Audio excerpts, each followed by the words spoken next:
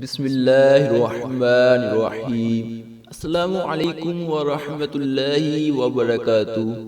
سامعین کرام، آج کی اس ویڈیو میں ہم 27 رجب المرجب کی فضیلت اور 27 رجب کی رات کو پڑھے جانے والے 12 نوافل کے بارے میں جانیں گے۔ آئیے سب سے پہلے ہم 27 رجب کی فضیلت کے بارے میں جانتے ہیں۔ حضرت سیدنا عبداللہ ابن زبیر رضی اللہ تعالی عنہ سے روایت ہے، جو ماہ رجب میں کسی مسلمان کی پریشانی دور کرے تو اللہ عز و جل اس کو جنت میں ایک ایسا محل عطا فرمائے گا جو حد نظر تک وسیع ہوگا۔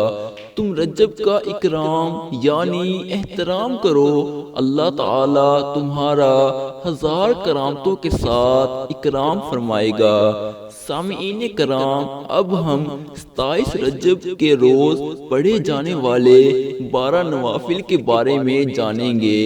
رجب میں ایک رات ہے کہ اس میں نیک عمل کرنے والے کو 100 برس کی نیکیوں کا ثواب ہے، اور وہ رجب کی 27ویں شب ہے، جو اس میں 12 رکعت اس طرح پڑھے کہ ہر رکعت میں سورۃ الفاتحہ اور کوئی سی ایک سورت، اور ہر 2 رکعت پر التحیات پڑھے، اور 12 پوری ہونے پر سلام پھیرے۔